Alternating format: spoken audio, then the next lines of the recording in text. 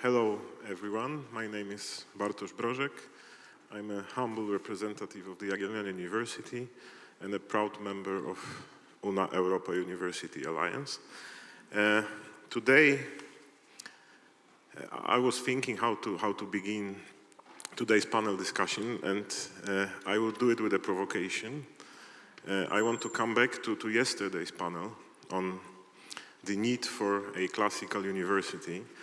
When I was listening to the panelists and to the famous moderator of the discussion, I had this feeling that somehow we are on a Titanic. On the horizon there is this big iceberg, but we are discussing what we will eat in the evening. So because the evening meal has already passed yesterday, I think that today I would like us to have a look at the horizon and at the potential icebergs which may ruin the future of our universities, but at the same time they may be what constitutes an opportunity for us to, well, do something better, do something new. Okay, I think it's the high time to introduce our great panelists. And they are Patrycja Radek. She's a strategic leader and innovation broker involved in deep tech innovation and design thinking processes. She graduated in chemistry and management and is preparing her PhD in management. She was the COO of Wolf Summit and the coordinator of many innovation projects. She works at the SWPS University in Warsaw and has lectured at many other Polish universities.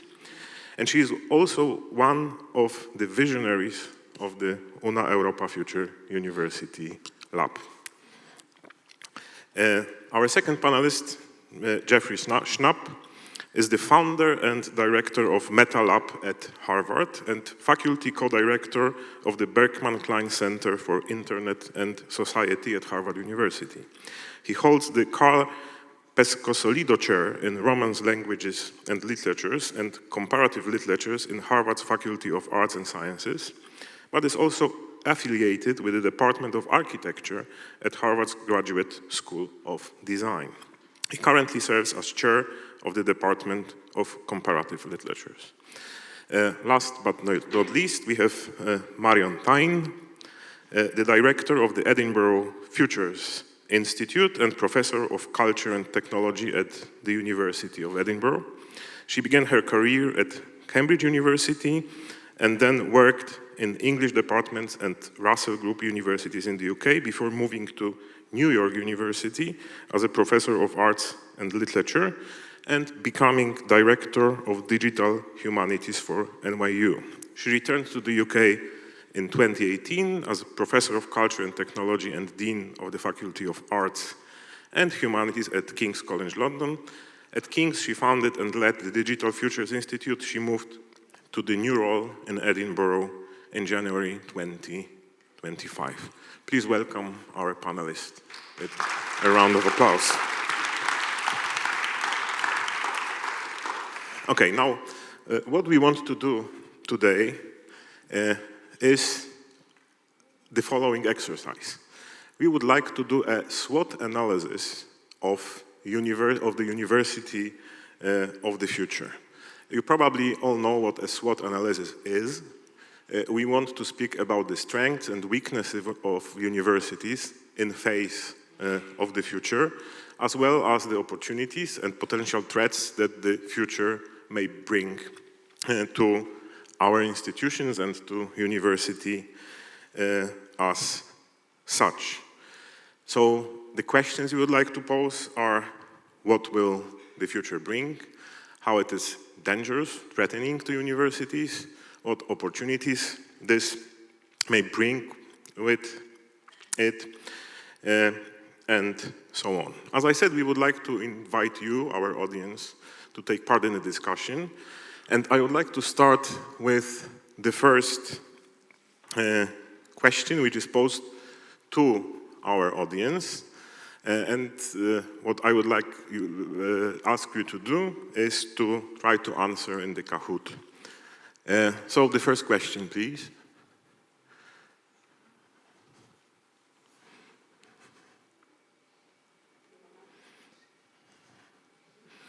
Go. No, not yet. Okay. So please choose the factor you believe will be most decisive in shaping the future of universities. And you have 6 choices.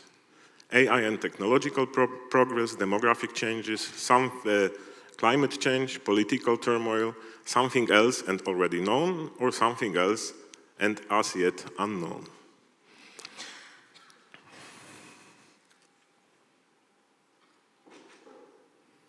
Okay, we will come back to the results later after our first round of questions. Why did we start with this?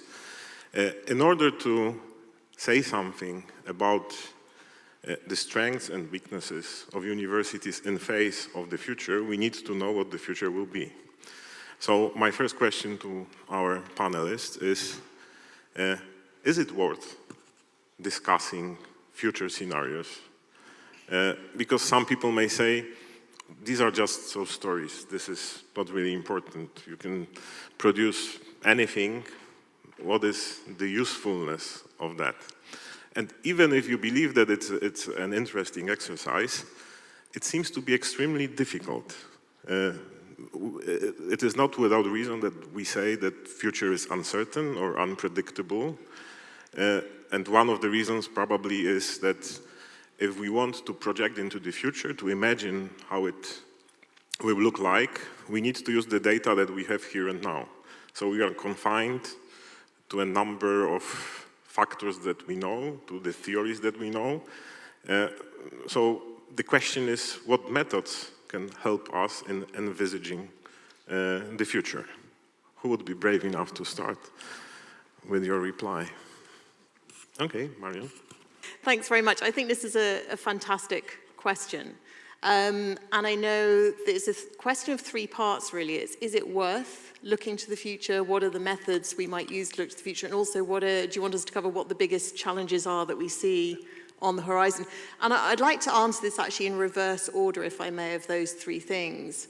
And to say, first of all, I think if the existential challenge to universities in the US at the moment is politics, then the existential challenge to universities in the UK at the moment is funding and finances, because about half of universities in the UK at the moment are in deficit. This is a huge moment and a huge crisis. So in the UK, I think it's not so much, it's who will be there to face the challenges in 20, 30 years' time.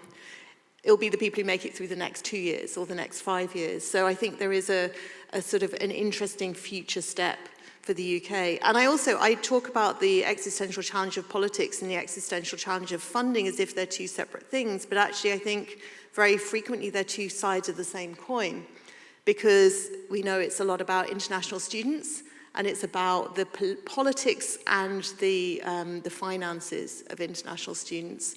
So I think that's sort of where I would say one of the biggest challenges lies in the near term. In the broader term, that broader horizon you're asking us to look to. So if we make it through the next 2 years, the next 3 years, the next 5 years, on the longer term, to be honest, I think the biggest challenge is around our infrastructures of knowledge. And I'll say a little bit what I mean by that, and that's the thread that I'm going to follow through my comments today, because there are so many things, different things we could talk about in terms of the university of the future, but I'm going to focus on what I'm calling infrastructures of knowledge, by which I mean how we organize ourselves and how we organize our knowledge fields. And universities are, of course, incredibly innovative, except for when it comes to changing how they themselves operate. And then, generally speaking, universities are not at all innovative and not at all flexible and change very little.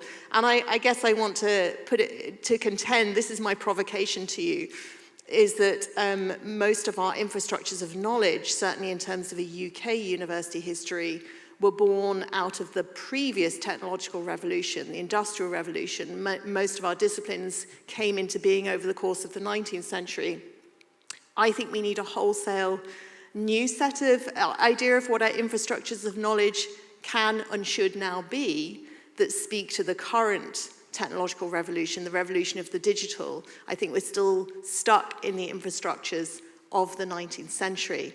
And I think this is the big challenge I would see universities as having to maintain relevance, to look forward to the future. So I'll say more, I think, in the comments as I go on about what these new infrastructures of knowledge might be, but they're ones that get past those cognate disciplinary groupings that determine our structures, whether that's departments, schools, colleges, faculties, which are very much arts, humanities, social sciences, science, medicine. But let me get on to the other two bits of your question. So in terms of methods, there's a lot of, coming from a Futures Institute, I think a lot about futures methods. And there's a lot of foresight and forecasting work that works with data, that works with quant methods. I think what we overlook at our peril, though, is the qualitative and the methods that come from the humanities. And I think these are incredibly important because when we think about, for example, history, we have to look backwards in order to be able to look forward better. All the data in the world won't help us if we don't put that into a much bigger perspective and see how misleading some data analytics can be in the present moment. So I'm a big believer in history being a crucial method, future histories, for looking forward. Also, creative and imaginative projection. We can't build a better future unless we can imagine a better future. We need creative and imaginative methods to future-proof our current decisions because they allow us to test for unintended consequences. And this is where I work towards my answer to your first question, which is it worth trying to imagine the future, trying to speculate forward? Yes, absolutely, because we live in a world of unintended consequences. We see that all around us, particularly in the tech world. And projecting forwards, using the imagination, using fiction to start to follow through the consequence of our actions, I think is an enormously valuable thing. And the final thing I would say from the humanities in terms of methods is understanding diverse cultures and cultural difference. We often lay our plans from inside our own heads and thinking as we think. We forget that there are an awful lot of people in the world who think very differently from how we think. And again, the humanities bring that understanding of richness, of cultural diversity, that we have to understand to be able to take forward plans in a way that is going to be, for any plan to be successful in the future. Yeah, and there's a quote I like to repeat, and it is a quote by Anthony Boucher. He was the first publisher of Philip K. Dick, the famous fantasy and science fiction writer. And what he said about a good science fiction or fantasy novel or novella was that if you have in this story an invisible person, you cannot at the same time have a person who can read minds. The reason is that when you change what you know about the world, so for instance you introduce the invisible person, one thing, it is extremely difficult to follow all the consequences of introducing this one change. If you introduce another one, the complications grow exponentially. So this is, I think, a nice illustration of what kinds of difficulties we face while trying to imagine the future. What do you think about the best methods of doing that, Jeffrey? Well, if I could just join the conversation here. One thing I think is useful in terms of parsing a question about future scenarios for the university is to underscore the fact that universities are highly asynchronous institutions, which is to say they contain almost always their future. So then the question is a slightly different question. It isn't what future do we project, but among the futures, the models of the university that already exist, that are already modeling those futures, which do we choose? And I like that answer in part. I remember when Nicholas Negroponte started the MIT Media Lab, people would ask him, what is the future going to bring? And he would say, I've been living in the future my entire career, so you're asking me a difficult question. I can only tell you about my present, really. And so I think the critical question for us is, what are those models that we believe in, that satisfy the values, the commitments we have? And I think the passage, Marion already touched upon this, that we're in right now is from the industrial model of the university to a post-industrial one. And one of the legacies of that industrial model have to do with the timeline of education, its certain social functions that it performs. They're also informed by ideas that were shaped by the Cold War. I think the two cultures paradigm, which C.P. Snow articulated at the end of World War II, the beginning of the post-war period, a typical Cold War notion, is completely irrelevant to the state of knowledge creation today. And so one of the places I would look is for what are those models of one culture, of integrated culture, where we don't think of culture and technology, the humanities and the sciences, quants and quals, as in opposition to one another, but rather in some kind of productive engagement. Yeah. I wonder, because in what you said and in what Marion said, the one concept did not appear too often, which, at least in the public view, is something which will definitely shape not only the more distant future, but also the near future, which is the AI revolution. Because I can imagine that, okay, there are limits to imagination, but I can imagine that AI replaces teachers in the future, produces knowledge. I don't know, Patrycja, whether you want to say something about this dimension of the future that may influence what universities are, or you think that other aspects are more important? Well, it's not easy to predict the future, we know. 2 weeks ago when we were talking about the panel, we tried to predict the weather during General Assembly, and yesterday when I was traveling to Krakow in this totally stormy weather, I was amazed because, I was thinking that will be totally sunny and like during summer weather, because it's typical to this time, so the historical data wasn't enough to predict the future. But still, it's so important to do the exercise, to prepare and to be ready to react and answer on the science of the future. Because I believe what is important is to deal with the future is the radical collaborative approach, and it's something not easy to develop, but it's really crucial. And when I think about methods, we know a lot of institutes and groups who do great job about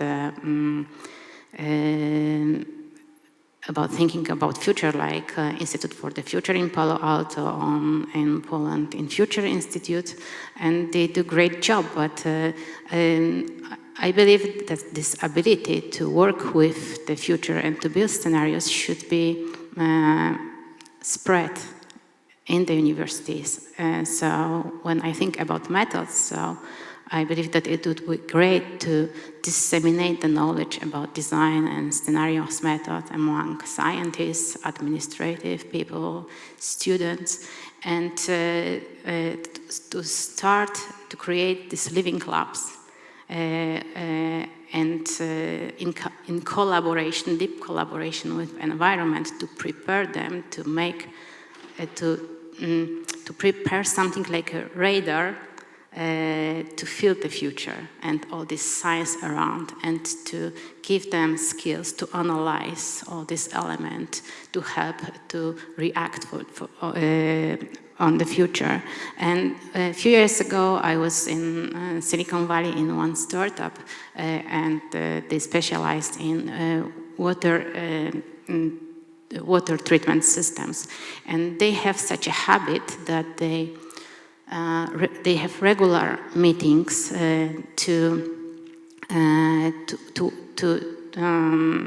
find out innovation. So it was like a laboratory, like a living lab, from the really incremental innovation to disruptive innovation. And it was like an exercise to prepare them to be ready when they will need these skills used in the startup to pivot, for example, the model. So, yeah.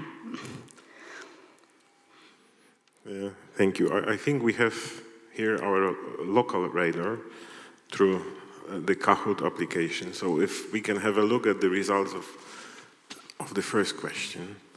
Okay, 42% of the people present here and participating in our game say that the most important factor shaping the future will be the development of AI and other technologies. 29% see the most crucial factor in potential political turmoil, 14% in demographic changes, 8% in something else and as yet unknown, and 7% in climate change. Interesting results. Let us move now to our SWOT analysis. We will start with strengths and weaknesses of current universities facing the uncertain future. And I also would like to start with two questions to our audience. So please, the first, what is the main strength of today's universities that prepares us to face an uncertain future? Creativity, expertise, flexibility, inclusiveness and openness, research, freedom, or something else? Okay, in a few moments we will move to the question about the weaknesses of today's universities that make us vulnerable in the face of uncertain future. Bureaucracy, financial limitations, lack of flexibility, lack of research freedom, lack of openness, or something else? No. What is the main? So one. Okay, they will finish their answers and we will try to provide our own. So we know current universities, we work at universities existing today. We know what at least potentially may be those factors influencing the future. And let's start with our strengths. What do you think is in the idea of university or in how universities function that may be helpful in the future, that may help us to deal with whatever comes? Maybe in a different order. Maybe we'll start with Jeffrey. Well, that's a really big question, and I have multiple, quite different answers to that question. One point I'd like to bring up as a polemical, a kind of visionary point, is that knowledge, scientia in the Latin sense, wisdom, is still sexy. It's not just the social prestige, the capital that universities have. The power of the cultural corpora that we are guardians of, the forms of knowledge that we're engaged in, still have tremendous social currency. But this is the bad news. A lot of the ways we produce knowledge involve limiting its social currency and impact. So I would put it in a slightly different way. I would say that the objects of knowledge that we produce as a community of researchers, scholars, and teachers are generally ugly. During the industrial era, they've become increasingly ugly. Just think about academic books, which were a source of enormous social prestige for the generations that preceded us centuries ago. They've become little more than a kind of trace of the kind of glorious history of print as a medium. And I would extend the same analysis to data sets and all kinds of ways we communicate science. So what if we were to imagine a world where beauty was a value that was central to the production of knowledge? It would begin to address many of the social challenges that we face in justifying and reestablishing our legitimacy as institutions. So that would be one point, is that when we talk about the need to buttress our role as social institutions and to fight those tides that are attacking the legitimacy of the university, I think we need to think about the objects of knowledge that we produce as a crucial way in which we reinforce our standing as institutions that are also objects of social desire. That's one point. A second point I want to make is that the industrial university made writing the principal mode of making and production of the knowledge industries. And the automation of writing means that we need to move towards a model where we start thinking about orality under conditions of a world where artificial intelligence platforms and tools will get better and better at replicating some of those industrial era models of what competence, what expertise, what knowledge looks like. So those would be two provocations to think about what a future university might look like. It would be a place where knowledge design is integral to processes of knowledge production, and it would be a place where a new kind of model of orality, of performing knowledge live, which, by the way, was the dominant model in the 19th century. It would have astonished scholars in the 19th century if you asked them to measure their productivity in terms of journal articles and monographs. We're moving towards a world where I think both of those factors could be key functions in a future university.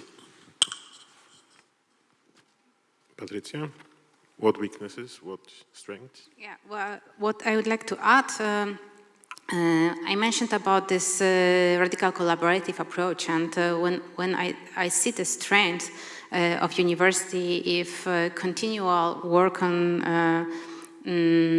diversity and inclusion, and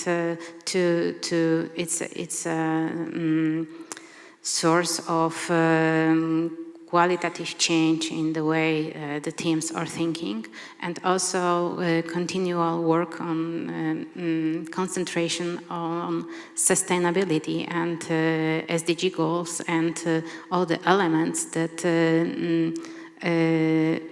face the most important challenges in the world. We have wicked problems are growing, and the role of university is huge there. So this ability to resolve the most important problems is so crucial.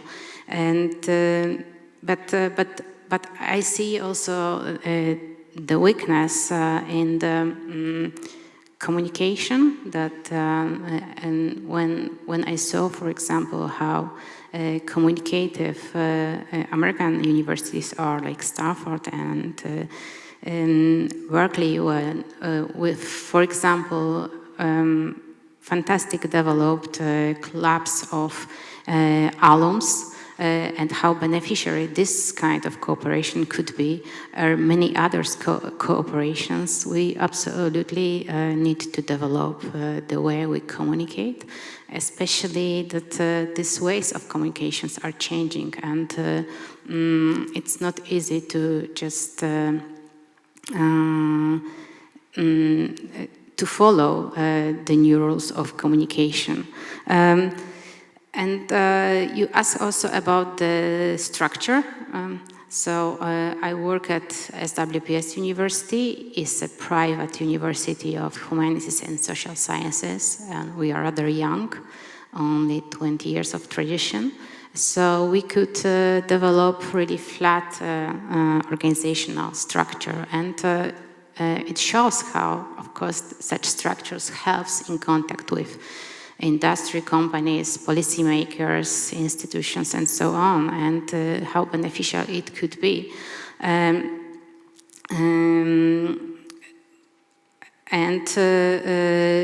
also, it's one more thing, when we are a private university, we can take bigger risks, so we can more effectively commercialize the results of our work. And it's not easy to change the huge universities into flat organizations. It's absolutely not about it. But when I back to this collaborative power, we can redesign the experience, how we communicate with others, how we introduce shareholders to redesign experience and to work on these biggest problems in the world. Yeah, and I think I'm going to agree quite a lot with Patrycja in terms of, I would say, our greatest strength is the depth of knowledge we have in our disciplines, the history, the methods, everything that we've established in the deep expertise of disciplines. I would say that's also our greatest weakness, that it's two sides to that same coin, really, that the depth and specialization of our methods, of our content in our different disciplines is also stopping us from being able to communicate with each other across disciplines. It's making it difficult to communicate with audiences outside our disciplines. Those disciplines have become rather self-enclosed spaces with their own rules and their own objectives. And I think we somehow need to be able to work towards getting the best of what they really genuinely bring us, which is fantastic, while also finding ways to overcome the siloing effect that they have. Can I just quickly pick up on your point about AI, since AI came out top, actually, of this. So, and you said, oh, so is AI, you know, there is a university in Italy where it's entirely AI teachers, right? Or at least there are some key lectures and then everything else is picked up through AI. So it's a very genuine question, is the university, the industry most at threat from AI? But I want to come back to something that's commonly said at the moment, which is, it's not that AI is going to take over our jobs, it's the people that use AI are going to take over the jobs from the people who don't use AI. And just to give an example of where I'm going with the infrastructures of knowledge piece, we have to teach our students how to use AI. I think it's crazy if we as universities say to our students, you mustn't use AI, because A, we have no way of knowing whether they do or not, and B, if we are testing them on things that AI can do perfectly well, why are we teaching them that? You know, let's teach them to do other things that AI can't do so well. Let's teach them how to enhance their performance using AI. Let's teach them to be self-reflexive in their use of AI. I really think we have to move in a more nimble, more flexible way around these new technologies than we are doing. We are still in control of this world in that sense, if we choose to be, but so often we choose not to be. And I think we need to be much more assertive in terms of, you know, if we said, oh, to students, you can't use Google search is cheating, because when I was doing my PhD, I had to look up everything in a card index catalog. You know, that would be ridiculous, right? I think it's exactly the same telling students they can't use generative AI now. We have to teach them how to use it, how to perform better using it and with it, and we have to teach them skills that are not so easily reproducible by Gen AI. Yes, we apparently need to become prompt masters or AI whisperers. I was also thinking about this question of what are the weaknesses of our universities and what are the strengths when I think of the future. And I have a very general answer, and I would like to ask you, what do you think of it? I think that our strength is the ideal, or the idea of university, and our weakness is the reality. Because if you think of the ideal, universities were created as spaces for free reflection on reality, for uncovering the truth. They were safe spaces, at least relatively, compared to other forms of social organization. These are places where rationality takes the center stage, and we try to avoid all biases that come from emotion, social involvement, and so on and so on. But this is the ideal. The ideal in which, if you do research, you put forward bold hypotheses, you try to test them, and you do not look whether they are publishable or not. The hard reality, on the other hand, is are slightly, at least slightly different. So we are big organizations characterized by huge inertia. It is very difficult to steer a university in even a slightly different direction. We may still be, when compared to other areas of social life, places of research freedom, but this is a limited freedom by various factors. So maybe maybe we should remember about this, that there is an ideal behind the concept of university, and there is the reality. Maybe the interplay between the two is where the hope lies for us. What do you think? Okay. Now you see that this is not scripted. I mean, if I could just it's more of a comment than really a response to your question, but there are many, many types of universities, and one of the defining features of what yesterday was referred to as the classical university has been that it cuts itself off, it divides itself from other kinds of forms of advanced learning. Typically that division corresponds to some kind of notion. I'm a medievalist by training. I go back to the quadrivium and the trivium, between practical arts and liberal arts. My question would be whether that distinction has any value in the post-industrial university. My personal view is that it doesn't, and that one of the major opportunities we have is to re-engage making and thinking in a deep way. And that's why, for me, the notion that we are producers of knowledge, literally in the sense even of manufacturers of things that carry information and knowledge, is an important way to recover a dimension of the university which at its foundation was cut off and separated. And I think under the conditions, digital transformation conditions, that distinction between the manual arts and the liberal arts is ludicrous. I think it's outdated, and it doesn't serve us well, and it creates problems for us when it comes to explaining within our societies why the role we play is so decisively central to the future of those societies, their economies, their cultures, and the like. You mentioned about inertia, and I believe that it is a huge problem because of the size. Yeah? And as I said, that's why this ability to redesign the organism and to spread this ability to redesign is so important, because the reaction is just too slow, and it's a huge problem.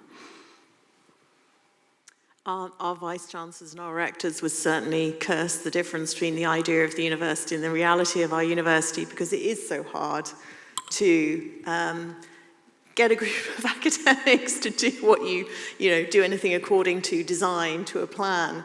I think what we need to do, though, is turn away from, in a sense, or as well as grand visionary plans, we also need incentive structures that work.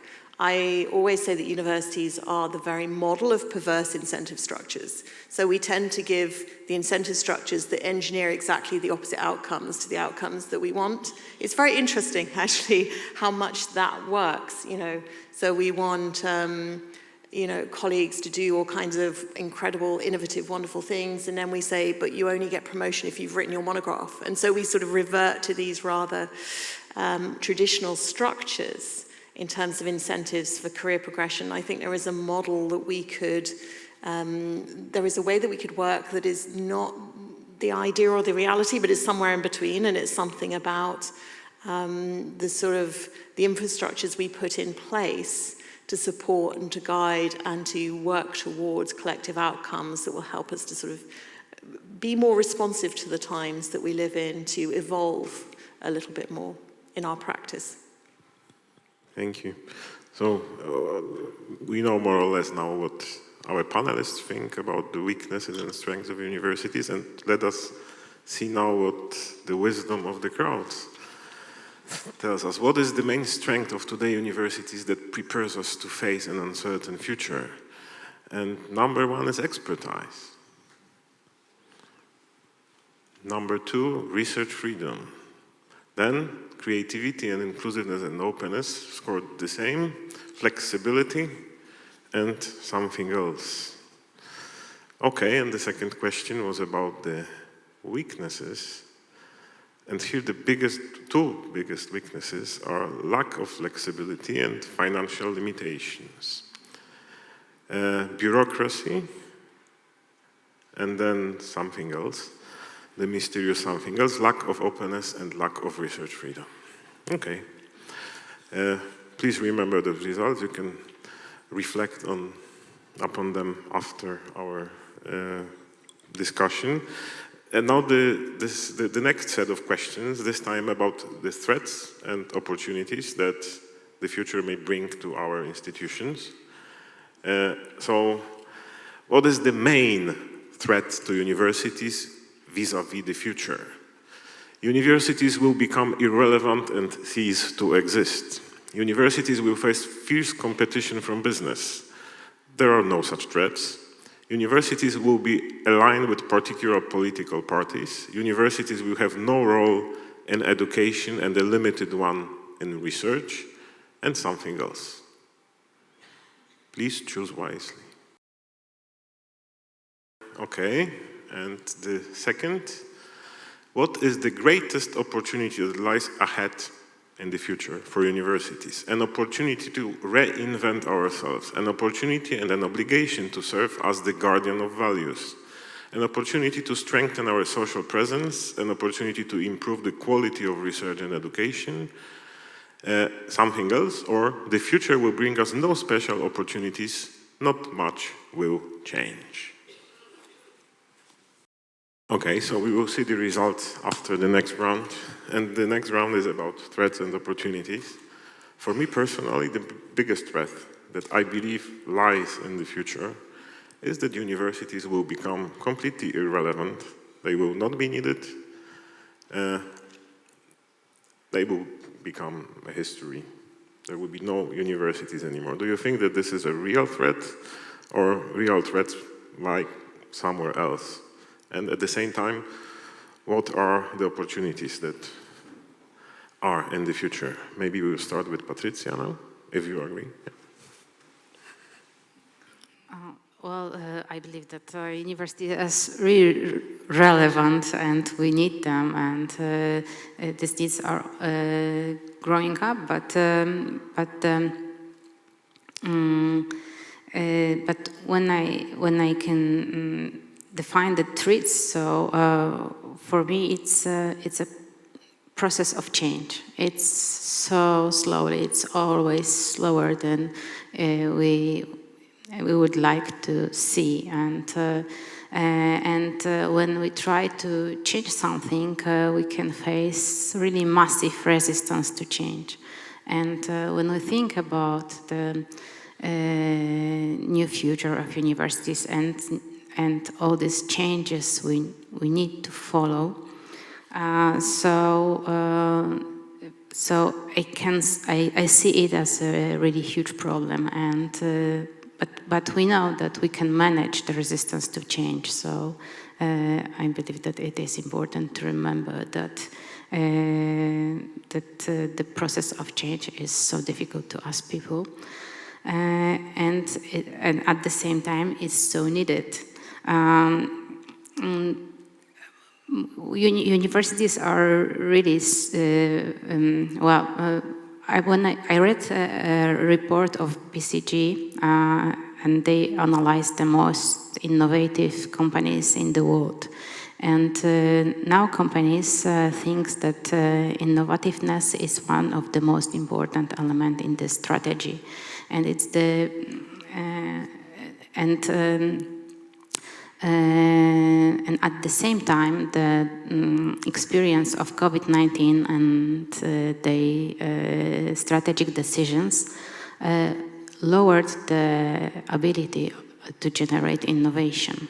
So, and at the same time, wicked problems are growing and growing. So this great wisdom in the university is so needed to help companies and society to grow up and to face these wicked problems. So I believe they are very, very needed. And at the same time, we have such problems in at Polish universities, for example, when students drop out universities. And we can see it in numbers, and it looks serious. And it means that they stop to understand what for the university is, what it gives them. So when I think about opportunities, I think about the vision, because vision and leadership, because it's the answer. Vision is the answer, what for we do something. So it's again something about communication that people do not understand what for the university is and what it gives them for the future. So when I'm thinking about opportunities, so I think about academic people, like an opinion leaders, and the really huge role of leadership, visionary leadership, ability to build vision and to share the vision. The most important element of the vision is clarity. So this ability to talk about university, the role of university, and evidence-based research based on this great ability to adjust the communication to the audience. And at the same time, I see also great opportunity in the leadership of innovation. And it's also not so visible knowledge in the scientific teams, because the leading of innovative teams, it's a totally different phenomena, I would say. And people who lead the research teams needs to have great skills to go with teams to the excellence. And that's why, for me, it's to spread the knowledge about innovative leadership, like ambidexterity leadership, can give the tools to leaders how to deal with paradoxical nature of innovation, paradoxical nature of change, and how to face all these threats. Okay, I have a follow-up question to both Patrycja and maybe the other panelists, because it also strikes me that it is so difficult to change anything. The question is, what are the sources of this difficulty? Is it that we are so much rooted in tradition and accustomed to doing things in one and only way? Is it that people are afraid of change and this is the main factor, or maybe there are some other, or maybe, as you said, the lack of vision, the lack of something which unites people and shows them the way forward? What do you think is the main reason it is that my Titanic metaphor is not so far off? It is difficult to steer with this big ship. Yeah, I believe it's a mixture, but it's really a huge problem, because in all processes, big processes of change I worked in, it was really so slow to make significant changes because of this resistance to change. And it's a mixture of, and knowledge about psychology and behavior of people, of human behavior is so important here to deal with it. If I could just add a comment, I'm probably the only person here who straddles the world of entrepreneurship, industry, and academic research and teaching. And in that role, one of the things that I really observe closely are the velocities at which different units within the university are responsive to changing conditions on the ground, so to speak, whether it's the technologies like generative AI or other features of the landscape. And you know, in engineering schools, there's a tremendous responsiveness, obviously, a very direct sense of connection. And in fields like the human sciences, there's a much looser connection, if any connection at all. But on both sides of the divide, there's a risk. The risk in the case of a kind of vocational, like immediate, high-speed adaptability to social and economic conditions is irrelevance, and we see this all the time. And on the other side, of course, the lack of an ability to engage students and in depth in particular. So it's a balancing act that we always have to seek between relevance and irrelevance, if you like. But what is it that universities can do that's unique as an employer or as a teacher? In my view, it's nurture imagination. The difference between a brilliant engineer who you want to hire and just another engineer has to do with their adaptability, the kind of critical and creative skills they have. I would say the same thing of a future literary scholar or historian. So I think for me, those are the core values that we somehow have to address, and they're not unique to the human sciences, the social sciences, or the natural sciences, or the technical fields. Simply responding to socioeconomic shifts and conditions and technological conditions doesn't answer the question of what an intellectual experience, a life experience within a university framework provides that nurtures imagination, creative and critical skills. Marion? Yes, I share your concerns that universities may become irrelevant if we don't continue to evolve, if we get stuck in models that are actually fairly recent models from the 19th century, a lot of them, but from a different time.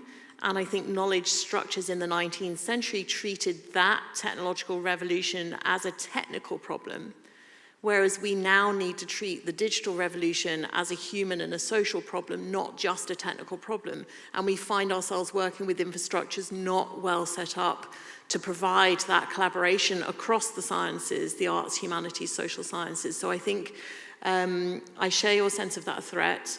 We need to somehow get towards these, what I'm calling new infrastructures of knowledge, to allow us new approaches that will help us make a step change in our response to those problems. But in response to your question about, so why is it so difficult to sort of turn this around? It's one thing having a vision. It's one thing having a VC who comes in with this great idea. It's another thing, that reality of how slow moving that change can be. But that's where I think we're in a world of structures and incentives that haven't changed even though the vision's changed. And I just want to give an example here of something that I think is absolutely brilliant, which has just been unveiled in University of Edinburgh, my home university, and Christina Boswell, who's here somewhere, has been the leader of this, which is a new innovation career pathway. And all of the hard work that's gone into creating this it's a new incentive structure, a new sort of career progression structure. I think that's the sort of hard work, that's the hard graft we need to do to fill that gap between a new objective, a new vision, and a new reality. There's lots and lots of aspects of our infrastructure that just have to change to align with a new vision. And it's things like that. It's very basically career progression. We've got to be rewarding people for doing things in a different way if we want to get to a different outcome. We've got to be training our PhD students differently. Are we training our PhD students all to work in multidisciplinary teams? I don't really think so, but that's a great skill for them to have. Are we training all of our PhD students to write in a way that is publicly understandable rather than in the high discourse of their discipline, or it's not one or the other, but are we training them to do both? I don't think we're doing that enough yet. So they're having trouble speaking from somebody in neuroscience to somebody in English literature, let alone somebody in, the sciences to the general public. I think there's so much of that infrastructure that fills the gap, that always fills the gap between a change of vision and a change of reality. And it's the hard graft to get there. I think the innovation pathway that Christina and the team have just unveiled is an absolutely crucial step in that direction. That's the kind of thing we should be doing. Okay, thank you. So maybe let us see what the audience thinks about those threats and opportunities. What is the main threat to universities vis-a-vis the future? And here, 41% say that it is universities will face fierce competition from business. 22% universities will have no role in education and a limited one in research. Now 13% universities will become irrelevant and cease to exist. 12% universities will be aligned with particular political parties, 9% something else, and there are no such threats for 2% of our audience. And then the second question about the opportunities, the greatest opportunity that lies ahead of us. And here the biggest is the opportunity and an obligation to serve as the guardian of values. Number two, an opportunity to strengthen our societal presence, then to improve the quality of research and education. Only, I'm afraid, 19% say that this is an opportunity to reinvent ourselves. 3% believe that the future will bring us no special opportunities, not much will change.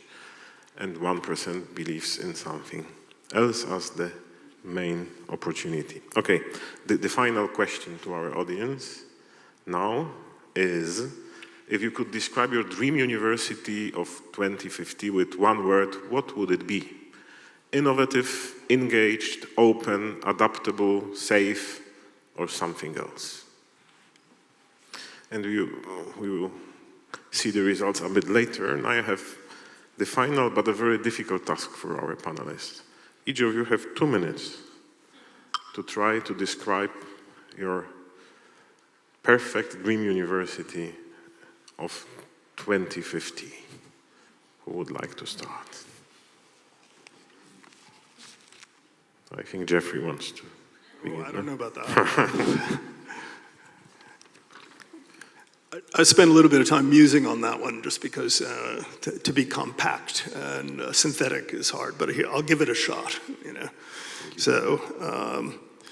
So here's my statement, my little manifesto. A knowledge laboratory where disciplinarity is both nurtured and constantly under pressure, where the future is modeled, made, and tested out piece by piece, and where thinking and making are fully integrated, and where the pursuit of beauty and the nurturing of imagination are core values of every venture. So quick. Good. I have a good news for Marion and Patrycja. You have more than 2 minutes. Oh. Well, when I was thinking about the perfect future university, I was thinking about the perfect match. During work in visionary teams,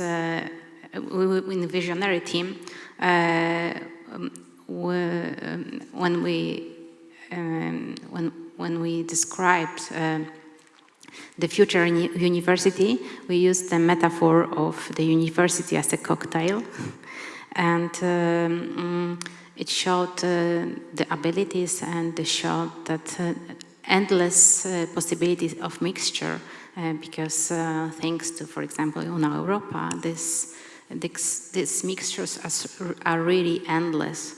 And we've underlined also the power of local ingredients, because each university has its own specialization and all special elements can add to the mixtures. So from one way, it was the power of local point of view and the power of globalization.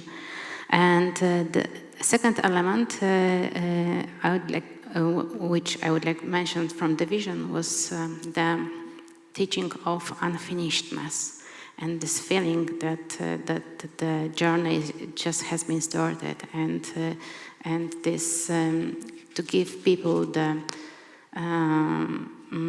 appetite to continue the journey. So to these two elements of the vision, I would like to add the element called collective genius. It's also title of the book of Linda Hill from Harvard University. She's an expert of leadership of innovative teams, and she wrote that the leadership of innovative teams is about to create an environment when people are ready and want to give the slices of their genius to build the collective genius. So I see the future perfect university as a collective genius, as a system of collective wisdom, but at the same time with the enormous ability to communicate, to collaborate, and giving people hope, trust, energy, and appetite for development, and also a system, a place, I don't know what, environment to give people space for creative abrasion, because innovation is somewhere in between, and to find out something new on the way to perfect inventions, or we need this discussion, sometimes really turbulent discussions, and yes, creative abrasion. Thank you, Marion.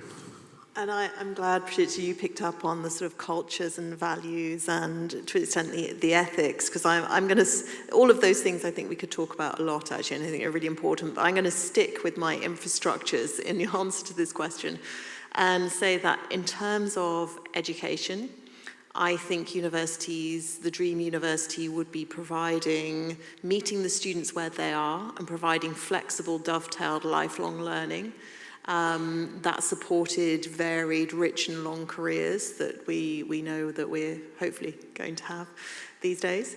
In terms of research, I would like to see as much multi- and transdisciplinary, challenge-led research as there is deep disciplinary research. I don't think it's a choice of either or, it has to be both. But I'd like to see us tipping that balance a little more in relation to the challenge-led. And then in terms of innovation, I think we just have to get better at being more porous in universities, working much more closely with external partners. It's interesting that the audience poll came up with, it was the competition from business was the greatest threat, right? I think it was 40-something% said competition from business. What I've found working very closely with businesses is that business can employ the best technical expertise in the world. We can never compete with a Google salary, with the salaries that we offer in our informatics department, in our computer science department in the university. Industry are always going to be able to pay for the best expertise in their core technical subject. What businesses really are interested in from universities, though, is when you say to them, yes, but if you partner with us, you could also have the best psychologists, the best people who think about communications and narrative, the best people who think about all of these other things coming together with your deep technical knowledge to construct solutions for tomorrow that are not purely technical solutions, they're holistic, human and social solutions. And I think that's when business really gets interested in universities, when we offer them that breadth of expertise. They cannot have employed in their company the top psychologists, the people who are top in thinking about, narrative and the way that narrative lands, the people who are sort of leading experts in all of these fields. And so we can offer them, I strongly believe this, we can offer them something truly distinctive, that when you talk to them about it, they get the need for that. But they need universities for that. They can't simply employ that range of expertise themselves. So I'm less pessimistic than all of you are on the threat from business. I think we can go hand in hand. But I just want to close by saying I think my dream university of the future is not static. It's one that's constantly in evolution. It's not we get to the utopia and we sit there. We have to keep evolving, and we just have to keep pushing that evolution so that we are responsive, that we don't become irrelevant. That's the most important thing. Well, thank you. I have to say that during our discussion, what caught my attention was that Jeffrey 2 or 3 times used the word beauty and beautiful. It doesn't happen very often in academic discourse. This is a value that we just somehow dismiss. While at the same time, when we look at the history of science, for instance, at least in physics, beauty is sometimes considered one of the criteria of truth, or sometimes the criterion of truth. When we go back to the Middle Ages and medieval philosophy, there was this famous saying that ens et bonum et verum et pulchrum conventurtur, which means that the concepts of of being, of truth, of beauty are interchangeable. So maybe the way forward, because a lot of you believe that it is important for universities to stay the guardians of values, is to creatively think upon this medieval adagium, reinterpret it. So maybe my dream vision of perfect university in 2050 is a beautiful university, or a university which somehow involves or includes this particular quality. Okay, now let us have a look at what our audience believe. The one word which describes your dream university of 2050, I think engaged is number one, innovative and adaptable are joint second, open, something else, and no one is afraid of their safety. Good.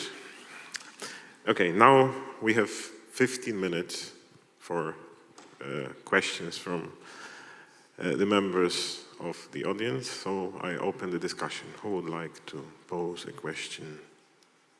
And I want to start from what you said, because it surprised me, the opening image, the Titanic, people celebrating dinner, the banality of dinner on a cruise ship while the iceberg is approaching.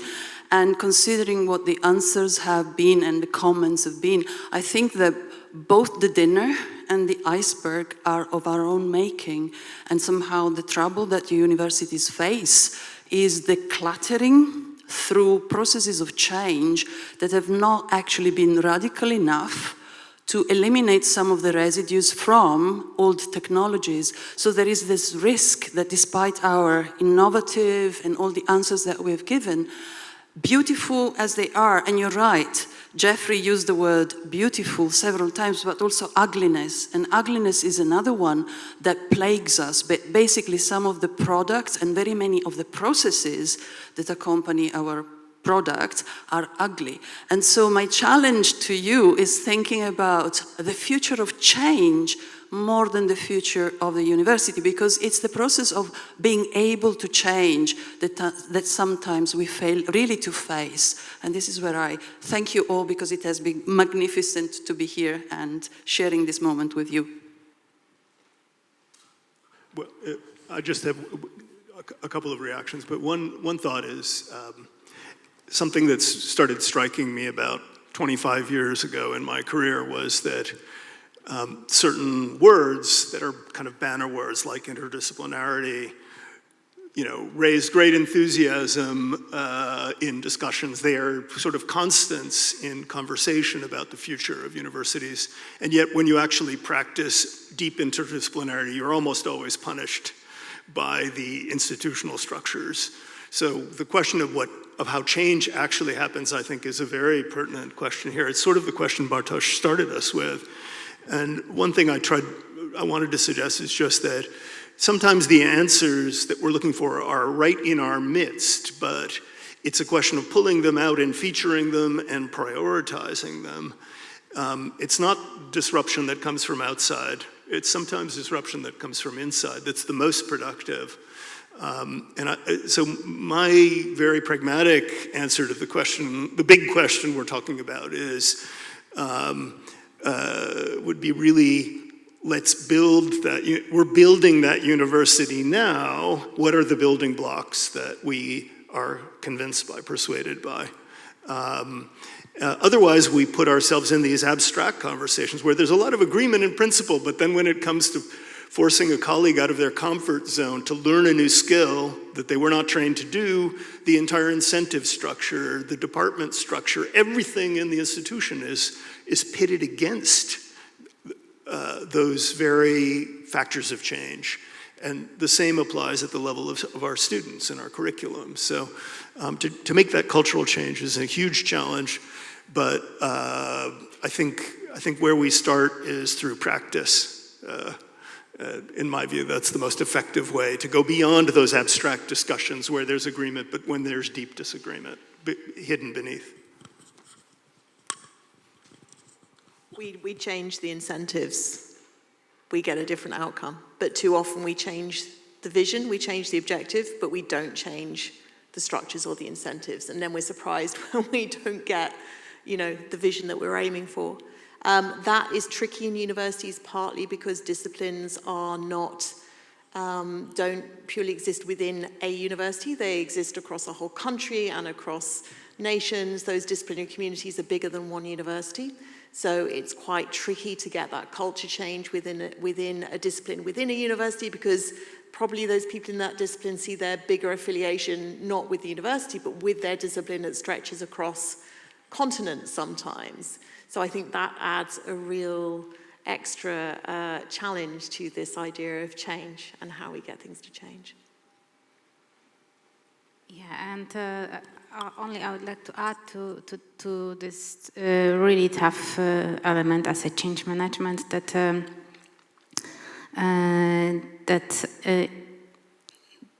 that given people information how the process looks like and how tough it will be. So this self-awareness about the change, knowledge about the process, what I will feel, how it looks like.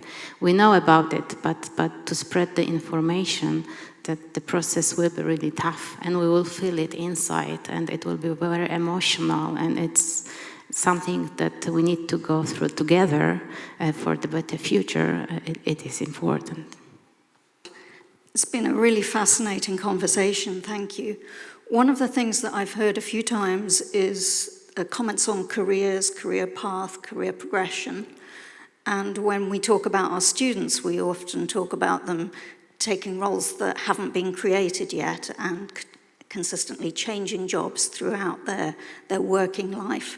And there seems to be a bit of a disconnect there, which is probably also related to change and how change happens in our universities.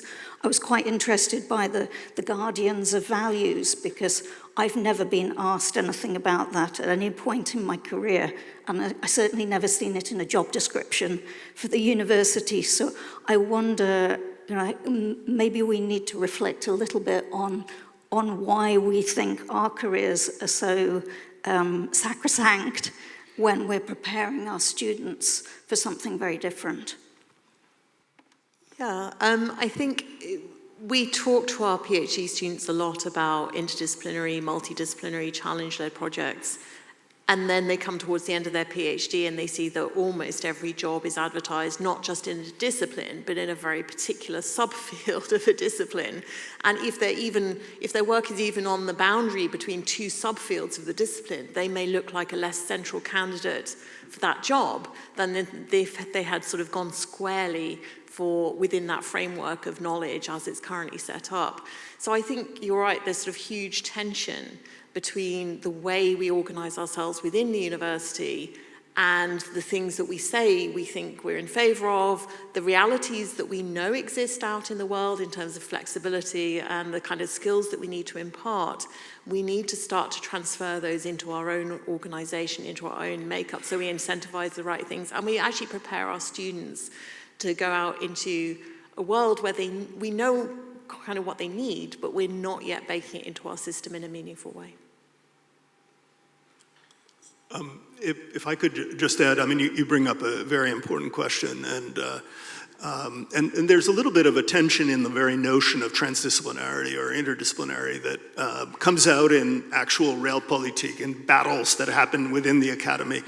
And I think the core tension is one pull in a kind of vector that pulls in the direction of some kind of reconceptualization of universal knowledge or, absolute flexibility, adaptability, and so forth. And another that pulls in the opposite direction. I strategically used in my little capsule description of my university of the future the notion of disciplinary under pressure, because I think we need disciplinary depth, but we don't need the conservatism and the narrow focus that comes with deep engagement with disciplinary traditions in every case. And those lateral transversal skills, those adaptive skills, the skills of moving beyond the boundaries or around the edges of a disciplinary form of expertise are the very things in the job market that make somebody confronting the constant change, even in the most technical fields, somebody of value. So it's teaching that, which you could call imagination, you could call it flexibility, you could call it a number of different things, but somehow to find a friction point, I don't think we want to eliminate the friction, I think we want the friction to be generative. That would be my view. Thank you very much for a wonderful discussion and for many interesting ideas. We are here in Una Europa, meaning thinking from a European network, but we're part of a world which is changing, and a world which is global, and in which globalization and what it means to be part of global networks is being reconfigured all the time. And I'm wondering, when you think about the future, how do you see our universities part of global academic networks? What does it mean for that? How do these attain new shapes in your vision, and what might be desirable there and maybe what not, or what directions, what opportunities?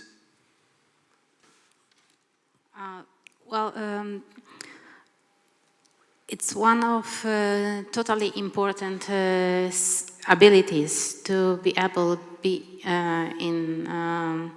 to build really deep relations between universities, outside of university, and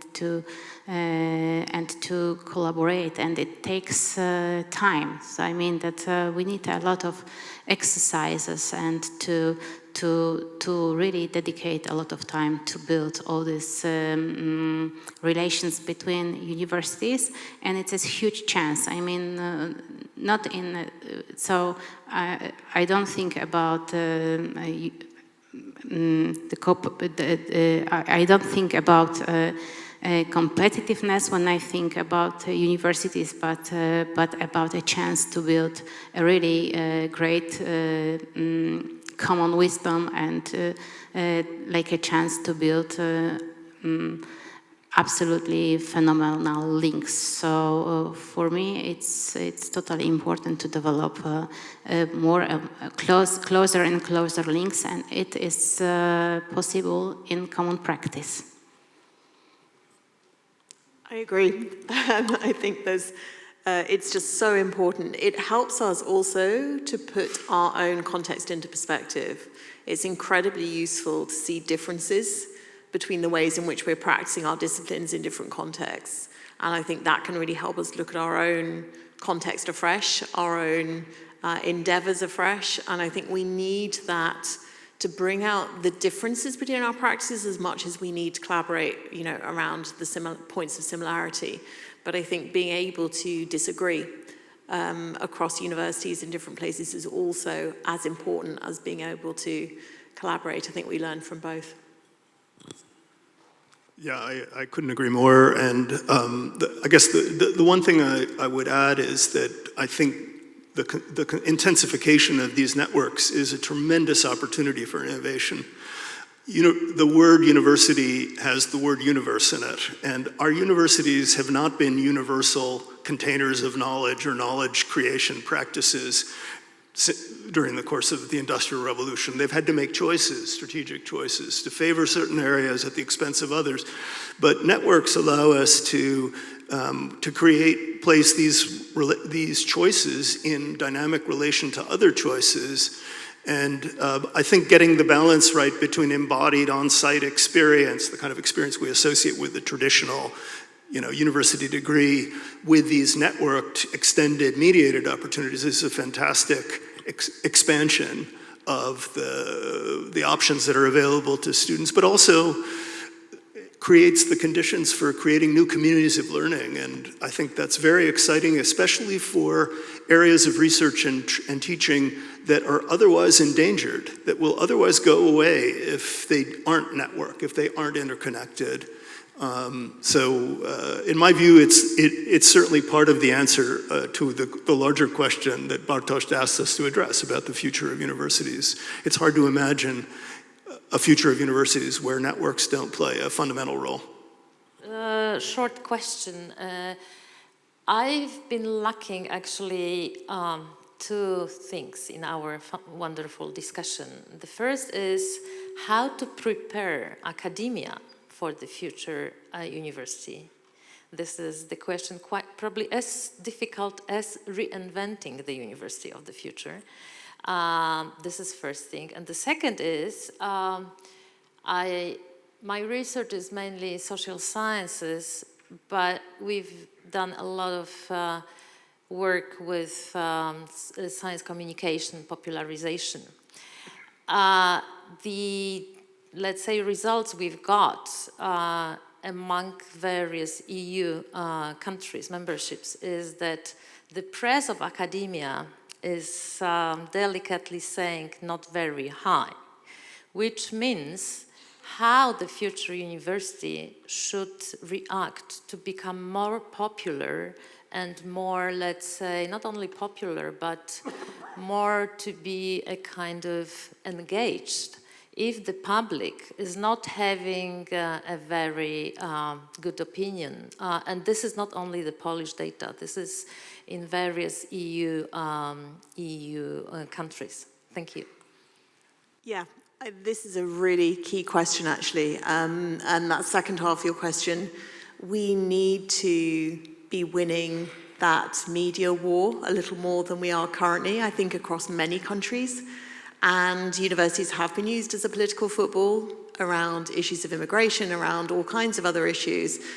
That won't stop. So I think we do need to somehow get more proactive about putting out our own stories. If you go to universities in China, they very often have these incredible sort of showcases of their work that anybody visiting the university can go and see what they do. I think it's a great idea, actually. How would somebody who walks past one of our universities know the difference that that university is making in the world from walking past it, from even being a student at it? How would they know? I don't think we currently do enough to get our stories out there, to get the message out there about the change that we make in the world. I say this with my provost sitting here, and she knows full well I've got a petition in to do something very similar in a vacant space in the University of Edinburgh to sort of have a showroom of our public, the work. I see Kim, we'll have a vote on that in a minute, and then we can just go ahead and do it. But I think this is incredibly important that we do take a much more proactive stance. Universities are always coming into the media in reaction to a story. That's when we feature. We're always on the back foot. We always seem to be on the back foot. We need to actually put more time and effort and interest into that engagement exercise, both physically on campus, but also, and from that, doing that media work. And I think every single one of us, in terms of in an institution, can proactively take on that challenge to get those good stories out there. If I could also add, I mean, the point you're bringing up is a point that I also tried a little bit to touch on, and that is we really have to think about the objects of knowledge that we create in terms of their audience. The idea that we just talk to our little silo, in my case, I was trained as a medieval cultural historian. I literally would be in a conversation with 5 to 20 people at best, when the cultural bodies of knowledge that are part of my field interest millions of people, at least hundreds of thousands of people, to be prudent. So what needs to change in the culture of academia is not that we need to dumb down or engage in, divulgation, It's that we need to think about how we stage and communicate these knowledge forms with an eye towards a much more expanded concept of audience. So I've become very interested in, for example, using data visualization-based forms of storytelling in the work that I do. And I find it's really fascinating to see how audiences respond, because this particular mode of expression does not require buying a scholarly monograph or picking up a specialized journal that you don't have access to. It's experiential. So if we integrate questions of how we design the communication of research outputs, or we design research itself to think about the question you brought up, I think we are starting to get closer to an answer that is not simply defensive or basically makes the case for now more than consecrated practices, but that no longer grant us the kind of public stature, legitimacy, authority that we would aspire to in our societies of today. What I would like to add about the preparation, how to prepare academia for the future, I would like to add this strategical point of view that university needs to build and create the strategy and the vision and to spread it to everybody, so everybody should know the vision. And of course, it's something what we can change and redesign and so on, but the strategical thinking is important in it, and to share it with others, to involve them into the process. And when I think about this engagement and how university can be more engagement, so I think by experience. So integration become by experience. So it's about it, that how to make people, involve people to make them fathers and mothers of the solution. So it's important to create as much as possible experiences. Thank you very much. Well, in the 7 seconds, I think we will thank our panelists, but first I would like to ask you to stay for a few minutes after we finish because of an important announcement. And right now, please let us thank Marion, Patrycja, and Jeffrey. Thank you.